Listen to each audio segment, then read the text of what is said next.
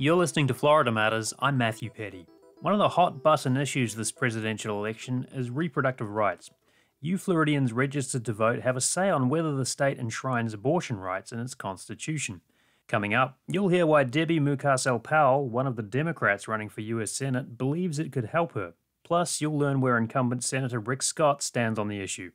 But first, more about the primary election. It's on August 20th, and early voting starts soon. You can check your county elections office website for the details. Well, Steve Newborn covers politics for WUSF. Hey, Steve. Glad to be here, Matthew. So the presidential election is in November, of course, and that's what a lot of voters will be focused on, but there are a bunch of down-ballot races.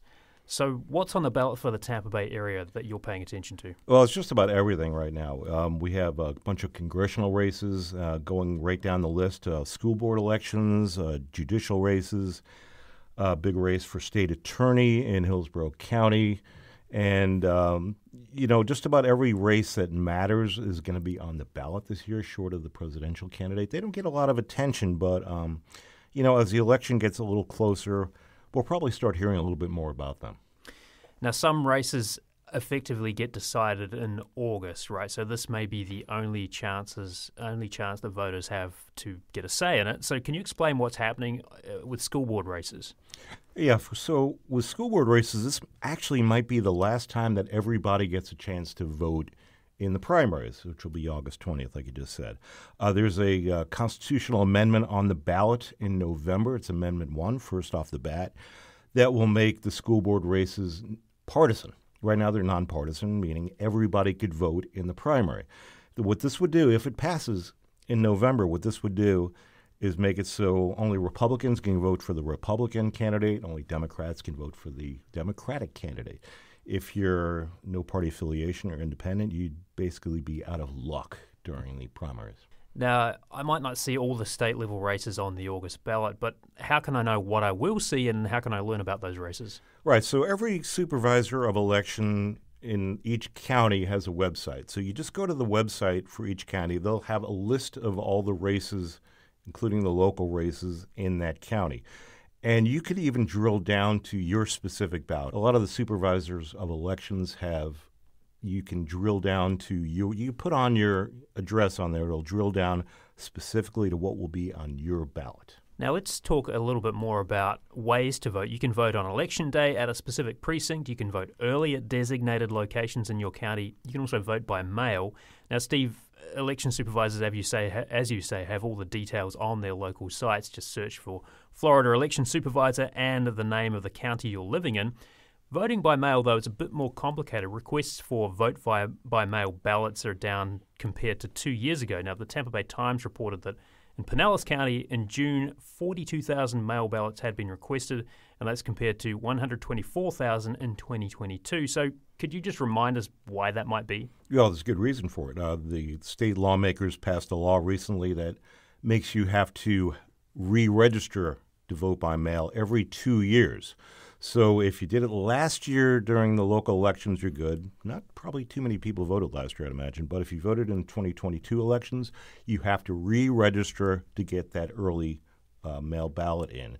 So you have to contact your supervisor of elections. The deadline for requesting a ballot is August 8th. It's coming up really quick. This is for the August 20th primary. Mm-hmm. So if you're used to just getting one in the mail and all of a sudden it doesn't come, that's the reason. So you probably should be a little proactive here. What else has changed since 2022, Steve? So the number of places that you can drop off early voting ballots has also changed too. Some counties, I think Hillsborough has about 20 or 25, a lot of them out there. Most counties, though, only have a few. I believe Hernando County, for instance, is down to 3. So they've reduced the time that you can drop off these early ballots and reduced the number of places you can do it, too. Polk County has only 3 also, too, so you probably need to be aware of that beforehand. I wonder if you could walk us through some of the other races you're going to be watching in August, Steve. Now, some folks are not going to be seen on the ballot. Congressional Race 13, for example, Anna Paulina Luna unopposed in the Republican primary. So what else is happening there? Right. So the Republicans have basically cleared the path for her. She has gotten the nomination or the endorsement from former President Trump. So the Republicans have cleared the path for her. She will however, face several opponents in the Democratic primary, whoever wins that. One of the big names is Whitney Fox. She's a former communications specialist for the Pinellas Suncoast Transit Authority. She's raised the most money of any Democrat in this election. So we expect a tough election there. You got to remember this is a district that has been changed by state legislators recently. It used to include parts of St. Petersburg that traditionally vote Democratic. They cleaved that off right about where US 19 goes. The eastern part was given to Kathy Castor, the Democratic congresswoman from Hillsborough County, and it was moved a little north to more Republican-leaning districts. So this is more of a Republican district than it was in the past. However, it's still considered kind of a toss-up. And across the bay, speaking of Kathy Castor, she has no opposition for the Democratic nomination to get renominated. She's already served several terms. However, she'll be up against several Republicans, a Libertarian, and even a no-party affiliate candidate for that. So should be interesting come November. Now, there's a couple of other districts you're looking at. Laurel Lee in District 15. What's notable about this race? Well, Laurel Lee was nominated for her position as Secretary of State by Governor DeSantis. So when Governor DeSantis ran for president, she backed him. That caught the ire of former President Trump. Wasn't so happy about that. I think they've kind of mended ways since then. I think he is now on board with her candidacy. However, he did put out a call for MAGA-leaning Republicans to run against her in the Republican primary. So we're going to see a couple of people run against her, and whoever wins will face the unopposed Democratic candidate, who is currently a Hillsborough County Commissioner, Pat Kemp. That should be another race to watch. And District 16, Vern Buchanan, who has been around for quite some time, versus Eddie Spear in the Republican primary. Now, that name may be familiar to folks who've been paying attention to what's going on in Sarasota, particularly as well. So give us the kind of backstory to that, too. Right. Eddie Spear founded a Christian school in Bradenton. He's very well known in conservative Republican circles. He was nominated to be on the board of New College after Governor DeSantis kind of scrambled the whole board and redid it. However, he was the only nomination from that was rejected by the state Senate. He didn't get in there. So he will face Vern Buchanan, who's been in office for several terms now. Vern is kind of an old-school Republican. He has more of an internationalist flair than maybe some of the MAGA types do. And I think this probably won't be much of a contest. Vern really has the name recognition, so I think he'll be probably handily get the nomination again. Now, there are some races which have some pretty big consequences for folks living in the Tampa Bay region, but maybe don't get as much attention as they could. The Sarasota County Hospital Board would be one of those. What can you tell us about that? Right. Whoever thought a hospital board race would be interesting, right? It's become a newsmaker. It's a result of COVID and the vaccine mandates that came down and the closing of schools, the closing of hospitals, and that sort of thing. So a lot of very right-wing Republicans are going for this board. They oppose vaccine mandates and maybe even privatizing Sarasota Memorial Hospital. So this is a race that people in Sarasota are starting to pay attention to, something that nobody really has, given 2 cents about in the past, really. It's become kind of a hot-button issue. So, the school board and the hospital board races, down-ballot races that not a lot of people pay attention to, are going to be – a lot of people are going to be paying attention to it this year. Now, where can people find out more about these races and the candidates who are running in them?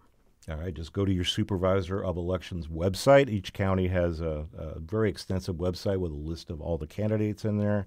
And, just click on the website of each of the candidates. They usually are quite open about what they stand for, what they plan to do when they're in office. Just do your research and, be an informed voter. And there's plenty of reporting on WUSF too, right? There's the WUSF.org/vote2024 guide coming out too. So that's going to be a handy tool for voters in this upcoming election. Right. If you have any qualms about what you need to do, just click on the voter guide and hopefully it'll point you in the right direction.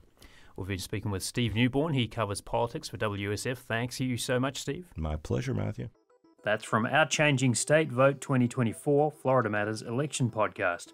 You can find more episodes wherever you get your podcasts and on YouTube. Democrats haven't held statewide office in Florida since 2022. Former South Florida Congresswoman Debbie Mukasel-Powell thinks she can change that. Up next, you'll hear why and what Senator Rick Scott says about the issue of IVF. You're listening to Florida Matters. I'm Matthew Petty. A red wave swept through Florida during the midterm elections in 2022. That's also when State Commissioner of Agriculture Nikki Fried, a Democrat, stepped down to run for governor, since no Democrat has held statewide office. Debbie Mukasel-Powell is one of the 4 Democrats vying to challenge incumbent Rick Scott. She has little name recognition beyond South Florida, where she served in Congress from 2019 to 2021. Scott's profile is much larger, as he served 2 terms as a Republican governor before he was elected to the U.S. Senate in 2018. And as you're about to hear, a big part of her campaign to grab the attention of Florida voters hinges on reproductive rights and abortion access. So your name is perhaps not so well known in most of Florida outside of South Florida, your home base. Rick Scott has been a governor and senator and has instant name recognition. What can you do to let people know that you're running for Senate? Matt, I've been traveling now for months across the state, introducing myself to so many Floridians to give them the choice in November, to give them the choice of having someone represent them, to make sure that we work on the issues that matter the most to them, which is an affordability crisis that we're facing in the state, the high rates of property insurance, rates that people are forced to pay now, and a lot of that started under Rick Scott when he was governor. And you're right, Floridians know who Rick Scott is.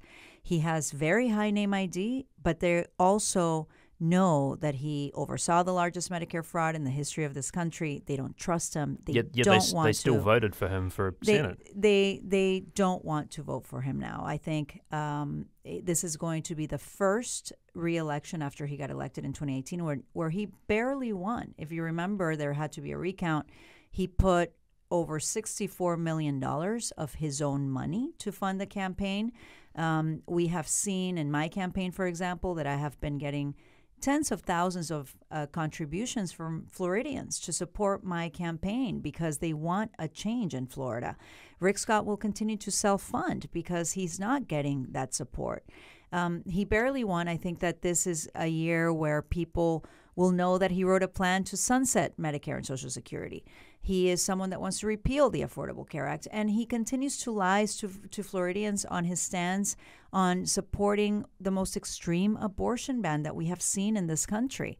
And so I think that this is going to be a unique election, a unique year, and if there's a Republican that will lose the state of Florida, it's Rick Scott in November. So you mentioned the money that Rick Scott put into his Senate campaign. He has a pretty big war chest, I suppose you could call it. So what do you think it's going to cost you to run a successful campaign? One of the things that we're doing is building a very strong on-the-ground operation. And if you see the latest poll, I am basically statistically tied with Rick Scott at this point, and I still have not started my paid communications. But how much faith do you put in polls? I mean, there's been quite a lot of kind of evidence in the last couple of election cycles that they maybe aren't telling the full picture of what's going on. You know, when I was in Congress, I saw those polls, and you're absolutely correct. I mean, one day you see a poll where your opponent is ahead by 10. The next day you see a different poll where I'm ahead by 1. We need to make sure that we continue to be on the ground talking to people. I think that that's one of the most important things we can do, but also raise the resources. You asked me how much do we need.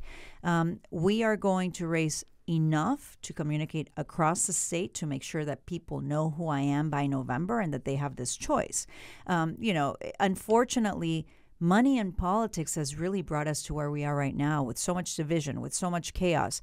One of the things that I did when I was in Congress is vote for a bill that would do campaign finance reform. We need to talk about that. How is it that someone that oversaw the largest Medicare fraud, that took $300 million of that money, is able to buy a seat, first to be in the governor's mansion, now to be in the Senate? We should not allow that to happen in a truly representative democracy. It is very difficult for people to run, and not only at statewide races, for the federal government, but also for local races. It requires a huge amount of funding, and we need to talk about how politics has affected our democracy here in this country. It's pretty hard to put that genie back in the bottle, though, right? I mean, how do you kind of stop the flood of money going into politics? first of all, we need to start with transparency. You know that there are these super PACs that we still don't know who is funding them, and a lot of that is dark money that comes into these super PACs, and then they lie to American voters about the record of their opponent or about what they promise to do, and then they fail every single time. And so I think that we need to start with transparency. Who's funding these ads? Where is this money coming from? Let's start there. I think that most Americans would agree that we need more transparency in government. Let me ask you a little bit about your background. You were born in Ecuador, so I'm wondering how much you're focusing on outreach to Latino voters, for example. A lot of people ask me about Latino voters, and being someone that was born in Ecuador and I came here when I was 14, I'm a Latina. It's natural for me. I have been very present in the Latino community for many, many years. I've worked on gun violence issues. I lost my father to gun violence when I was 24. It's an issue that has been very much at the center of a lot of the work that I've done. I have been working on safer communities, on protecting our children's lives, on this gun violence epidemic. And it's one of the reasons why I ran for Congress. I ran in 2018, and we saw here in Florida one of the worst mass shootings at Marjory Stoneman Douglas. And so we need to have voices in the Senate that will lead on gun violence reforms. This is not about, taking away anybody's rights the way that Rick Scott wants to talk about it, or some other extreme politicians. This is about responsible gun ownership. It's about passing laws that would protect our children so that people with violent criminal backgrounds don't have access to weapons. We need to start somewhere. But again, being a Latina, this is an important issue for many Latinos who are fleeing violence. And I have been very present. And my story of my mother bringing me here when I was 14 for economic opportunities, for freedoms, is a story that really links so many of us who come to this country, and Latinos really identify with that story. I was just talking to this young student at FIU. He was interviewing me for his student newspaper, and he said, my mom came here also when she was a teenager, and she said she's so excited to see you running. She's going to vote for you for the Senate because we need more people representing us at the federal level. And so that's what I've been hearing. And for me, it's natural, right? I mean, I'm a Latina, and I've been in this community for so long that it's not about doing the outreach. It's just being present. On that note, though, Latino voters in Florida have been voting more Republican in the last few years. So what do you need to do to kind of reach out maybe across the aisles or appeal to those voters who may have voted for Republican candidates in the past? Although we've seen a little bit of a shift on that, Latino voters still vote for Democrats 2-1. You can look at all the data. We're still voting for the Democratic candidates. Why? Because we're going to protect equal opportunities. We have Republicans here in the state, unfortunately, that want to take away diversity, equity, inclusion programs. Rick Scott supports that. We need to make sure that we support small businesses, that we provide access to financing for Latino-owned businesses, for Black-owned businesses. We need to make sure that we support education for Latinos. It's very important for us to make sure that we provide good quality education for our children. And Rick Scott made significant cuts when he was governor and continues to do so. Look, for Latino voters, like any other group, will vote for the people that are present, that are talking to them, that are doing that outreach. Unfortunately, we haven't done outreach, not only here in the state of Florida, but we have seen across the country that there hasn't been that intentional outreach by a lot of the Democratic candidates to talk and be present in Latino communities. And so we see the results of that. But when you have someone like myself, it comes naturally to me. And I've been very present on Spanish media, on Spanish radio, talking about these issues. They connect with my story. They know I'm going to be advocating for issues that are important to Latino families. Democrats currently don't hold any statewide office in Florida. What makes you think you'll have more success than, say, Val Demings, who was defeated by a pretty wide margin in the last race for Senate by Marco Rubio? Yeah, this is a completely different race. It's a completely different cycle. And let me just say, Rick Scott is the most unpopular Republican that we have here running in the state of Florida. Voters, and you talk about polls, and we've seen different results in the polls, but the one consistent thing I have seen in poll after poll is that he's extremely unpopular, and people don't want to vote for Rick Scott again in November. And we are building a campaign that is crossing across all partisan affiliations. I did that when I was in Congress. Independent voters, Republican voters, Democratic voters, they all want relief on this affordability crisis. They all want safer communities for our children, and we need investments in our coastal communities to combat climate change. We need to have someone that's going to work across the aisle, make sure that we find consensus, bring funding for programs that are critical for Floridians, and stop with the partisanship and the division that we have been seeing. One other headwind I think you will be facing is the trend of voter registrations in Florida. The GOP now has more registered voters in Florida than Democrats. So how do you work against that? Yes, and I like to push back on this rhetoric a little bit because, But it's not rhetoric. I mean, that's just fact. Well, it's a fact, but it's because they've been purging voters off the rolls. And if you look at the 2020 Republican registration versus the 2024 Republican registration, they have only registered, I think, I don't remember the exact number. It's about 20,000 more, not the 800,000 more that they've been saying. It's because they've been purging voters off the rolls. But this is a state that's an independent state. I have always believed it's a bright purple state, and we need to bring people into the fold. It doesn't matter. For me, it's been very important to communicate to Floridians that I'm running for the Senate. I'm independent of the top of the ticket. I am running for the issues that we need to deal with for Floridians to be able to afford to live here and to be able to provide opportunities for families across the state. That's why I feel very confident that as I talk to independent voters, for example, who are a third of those registered to vote, who have made an impact on some of these special elections. We saw it here in Orlando recently where the Democrat won a Republican-held seat by 11 points, and it's because of those independent voters. They are coming into the fold. They want someone that is going to put partisan politics aside and work for them. And what has Rick Scott done? Nothing to do that. Actually, he just got rated one of the least bipartisan members of the Senate because he refuses to reach any sort of compromise with people from the other party. Let me remind him and let me remind everyone, this is the United States of America. We still have two functioning parties. We need balance. We need unity. And this is a moment to show that we can do that in the state of Florida.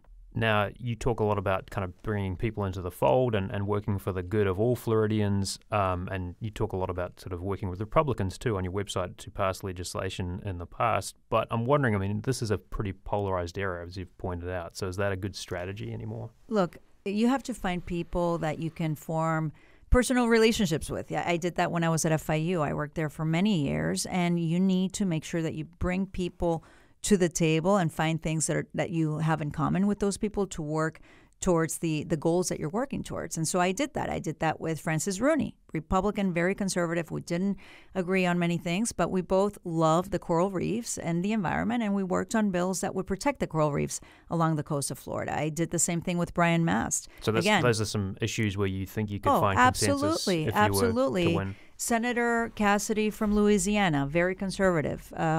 I met him when I was in Congress. He's a doctor. There are certain issues in healthcare that he cares about that we can work together on. We have to do that. There's no other choice.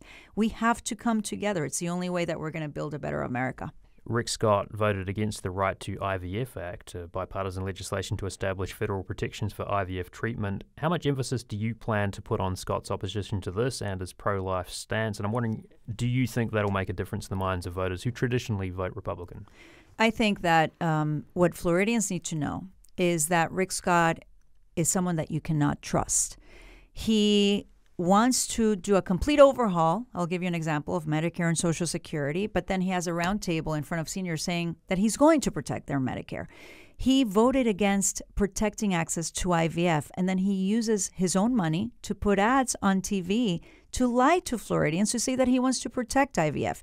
He voted against contraception. He has co-sponsored a national abortion ban. He has said time and time again that he supports the 6-week abortion ban, that he will vote against this amendment that we're going to have in November, that he will pass any abortion bill that comes into the Senate floor. He has dug in. He has been attacking women's rights now for years. When he was governor, he enacted this bill that was a very cruel bill that forces women to wait for 24 hours when they have made that difficult decision of terminating a pregnancy. And so that affected women before the May 1st abortion ban went into effect. There were women that would not were not able to get that care here. So But do you this think is that, about I mean, freedom. are those things that are going to make a difference in the mind of 100%. Republican voters? 100%. I met a man, actually, a Republican man in West Palm Beach. And he said that he has daughters. He said that having safe access to abortion is critical for him. It's a top issue. It may not be the number one issue, but it's definitely the top 2 or 3 issues for many voters in the state of Florida. And so, yes, this is going to bring out many people across political affiliations to come to the ballot. And the contrast is going to be very clear, Matt. Though someone like myself, a mother of 2 daughters and a son, a woman who has worked in healthcare for many years, who has left a country looking for freedom. Now those freedoms are trying to be taken away by extremists like Rick Scott. The contrast will be clear, and people will know if they're coming out to vote for that amendment, they will vote for me in November. We've been speaking with Debbie Mukasel-Powell, running for Senate in Florida. Thank you so much. Thank you, Matt. You heard Mukasel-Powell criticising incumbent Senator Rick Scott on abortion and his policy on Medicare and Social Security. Scott now says he would exempt Medicare and Social Security from a plan to sunset federal legislation. Recently, Florida Matters had the chance to talk to Scott during a campaign stop at a Tampa gym. He reacted strongly to Mukasel-Powell's criticism of his stance on IVF. Well, first off, she's a liar. She's lied about a lot of things. But I've been blessed. I have 7 grandchildren. My second daughter is going through IVF right now. I'm very supportive of what she's going through. I'm very supportive of contraception. I'm very supportive of IVF. I think what we've got to do is we want to protect life, and what we want to do is we want to work with women and understand that when they go through things like abortion, it's tough. But I'm always going to support IVF. I'm going to do everything I can to make it legal. I have a bill right now that also make it easier to pay for. IVF is available everywhere, but it's expensive. So what I want to do is I want to expand the use of HSAs, health savings account, and make it easier for families to be able to pay for this on pre-tax dollars. That's basically what it would do. So it would expand the HSAs, not just for IVF, it does it for other things also, but IVF is expensive. We all know people that have their whole family actually has been born through IVF, and thank God they are. While Florida Matters was able to speak briefly with the senator, his campaign hasn't been able to connect for a longer conversation. If he does, we will bring that interview to you here on Florida Matters. Both Scott and Mukasel-Powell have primaries to get through first. Scott faces challenges from 2 fellow Republicans, Keith Gross and John S. Columbus. And Mukasel-Powell has 3 opponents in her primary, U.S. Navy veteran Stanley Campbell, former State Representative Brian Rush, and U.S. Army veteran Rod Joseph. Florida Matters executive producer is Grayson Doctor. Engineering support from Jackson Harp and Blake Bass. Production assistance from Steve Newborn. You can subscribe to Florida Matters wherever you get your podcasts. Thanks for listening. I'm Matthew Petty.